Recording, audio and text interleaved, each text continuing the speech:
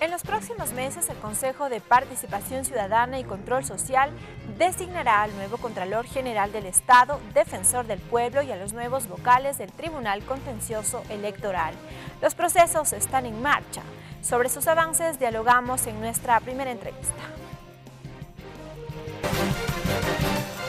Edwin Jarrín ha trabajado en organizaciones sociales urbanas e indígenas en Ecuador y América Latina.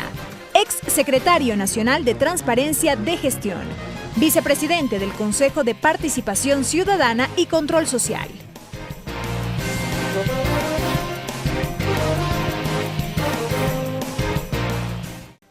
Señor vicepresidente, buenas noches, bienvenido a la televisión de la Asamblea Nacional.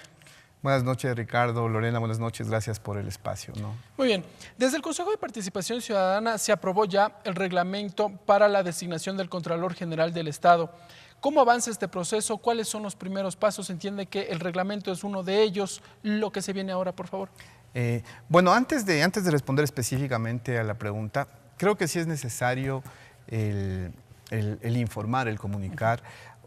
A partir de la Constitución del 2008, trae un espíritu esencial en lo que es la participación ciudadana. Y ese espíritu trae al decir que las autoridades, sobre todo las autoridades de control y las altas autoridades del Estado, no sean nombradas por lo que antes era el Congreso Nacional. Es decir, que no se establezcan en función de acuerdos legislativos para construir mayorías el reparto de las entidades de control y de las altas autoridades del Estado. Entonces lo que se decide y lo que decide la constituyente es decir, generemos un mecanismo para que sean los ciudadanos y las ciudadanas los que puedan elegir sus autoridades. Entonces el Consejo de Participación Ciudadana es la entidad que no somos la que elegimos. Como tú dijiste, acabamos de aprobar un reglamento, es decir, nosotros regulamos los concursos, pero los concursos ya vienen previstos por Constitución las etapas que tienen, ¿no? Es decir, lo que hacen ustedes es regular el marco institucional en donde se van a elegir ahí sí a los nuevos funcionarios. Exactamente, y nosotros facilitamos a que la ciudadanía los elija. Entonces, ¿cuáles son las etapas de un concurso? Acabamos de iniciar el del Contralor y creo que es importante quizá ponerlo como ejemplo, pero así son los concursos. La primera fase de todo concurso es conformar una veeduría ciudadana, ¿sí? Entonces, una vez aprobado el reglamento, con ese reglamento se llama a la conformación de una veeduría ciudadana.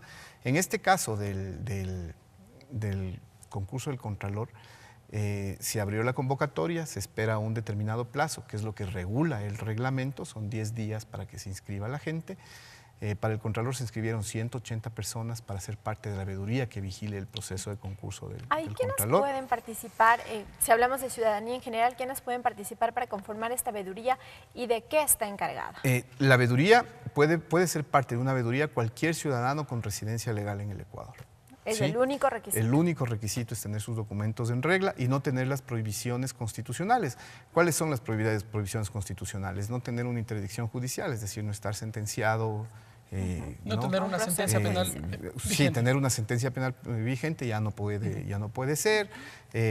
Alguien que adeude pensiones alimenticias, por ejemplo, tampoco puede ser parte de una veeduría ciudadana, ¿no? Y todos los que cumplen todos los requisitos automáticamente entran a ser parte de la veeduría. En este caso, el inscribirse en una veeduría es bastante sencillo, es bastante simple, porque pueden hacerlo en las 24 provincias del país, en las oficinas del Consejo de Participación Ciudadana, y hemos tenido durante estos últimos meses, los últimos procesos, podríamos decir acogida en diferentes provincias del país, porque hemos hecho varios procesos, sobre todo con organizaciones sociales, informando y comunicando cómo se lleva adelante cada uno de los concursos, ¿no?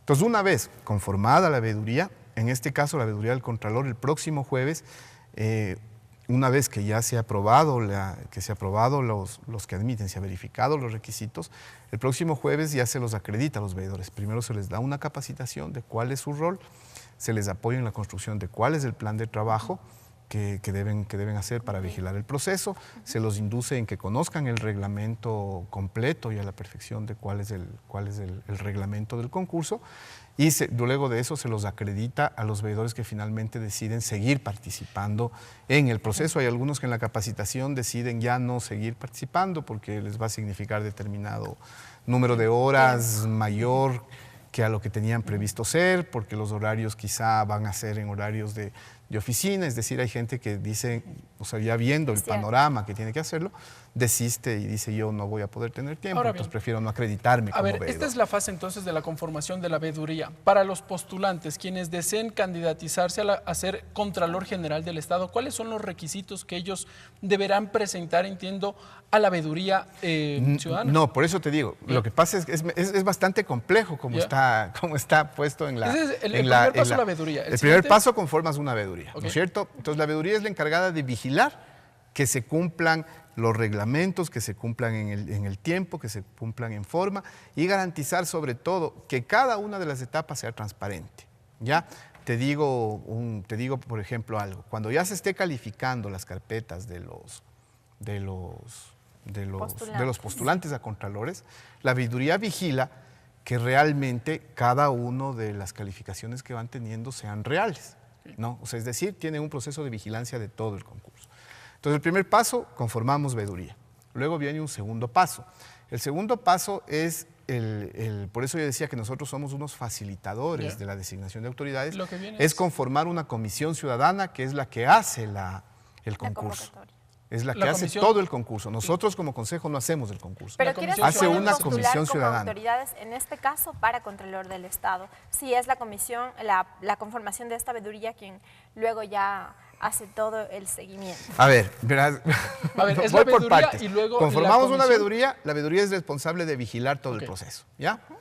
Luego de conformada la veeduría, empezamos la primera parte. La primera parte es conformar una comisión ciudadana de selección del Contralor General del Estado, igual que del Defensor del Pueblo, igual que del Fiscal General, igual que de los miembros consejeros de los Consejos Nacionales para la Igualdad y del Tribunal Contencioso Electoral, ¿no es cierto? Cada uno está en diferente etapa de concurso, pero estamos en ese concurso.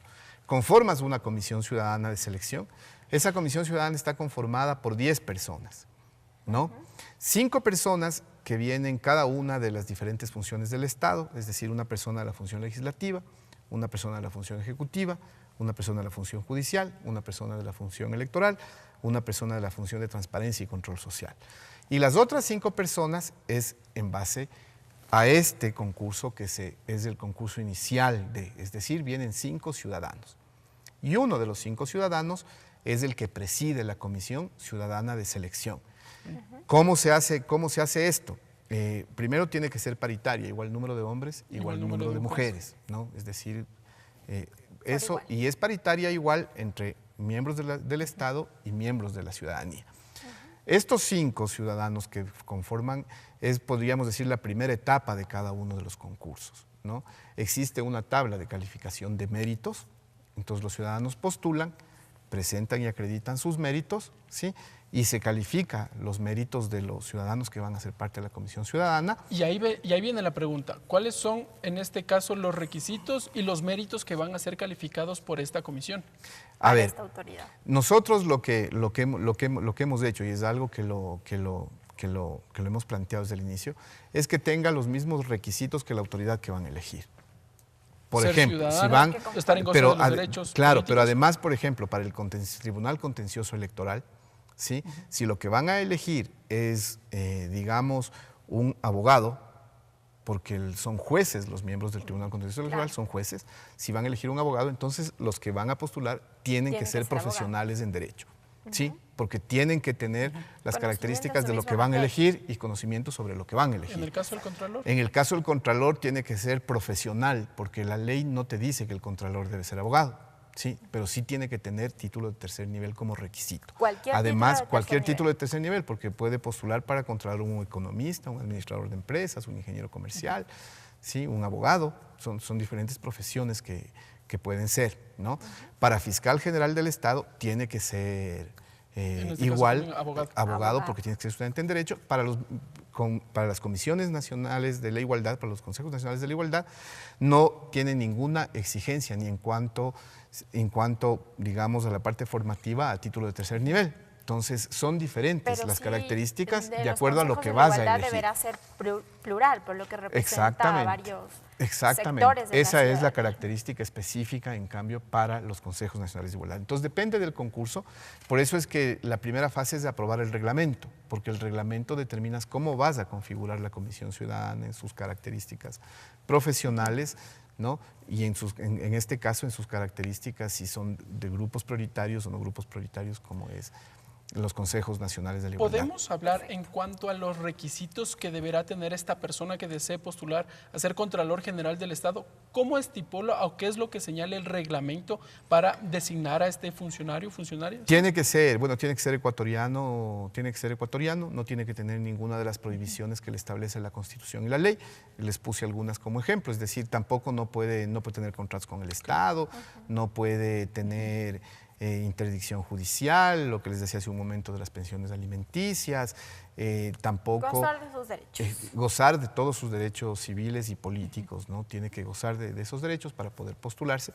Y en el caso Contralor tiene que tener título de tercer nivel Y para tiene que ser, poder acceder al Se entiende que también había un beneficio de 10 puntos para quien era funcionario o quien se encontraba en el servicio público o en el servicio privado. Y eso también quedó eliminado. No. Eso no es verdad. A ver, tú tienes una tabla de valoración de méritos, ¿sí? Esa tabla de valoración de méritos se define básicamente en componentes. Primero, digamos que un componente tiene que ver con la parte formativa, con la formación académica, ¿no es cierto? Entonces tú ahí valoras el grado de nivel académico, si es tercer nivel, si tiene maestría, y la especialización que pueda tener en tercer nivel, que tenga relación directa con lo que significa ser del cargo de Contralor, ¿no? ¿A qué me refiero con eso? O sea, no puede postular a ser contralor alguien que tenga una profesión, digamos, relacionada con las ciencias políticas o la sociología. Claro. ¿Ya? Tiene que tener relación directa con el cargo al que va. Entonces, en este caso sería cargo administrativo. Exactamente, y de control, porque es el juez de cuentas, ¿no? Es el juez de cuentas del Estado, el contralor. Entonces tú determinas y dices, ok, esto vamos a calificar como formación académica. Entonces, estos puntos están en formación académica. Determinas los puntos que tenga que tener en experiencia y lo llamamos experiencia en general. ¿Por qué experiencia en general? Porque, por decirte, un abogado en libre ejercicio tiene una experiencia, ¿no? Un funcionario público que ha trabajado no en la Contraloría, sino en otras áreas, tiene también una experiencia.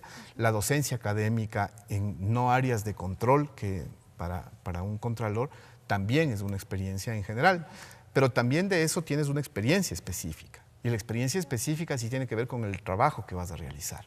Eso ¿No es cierto? va sumando.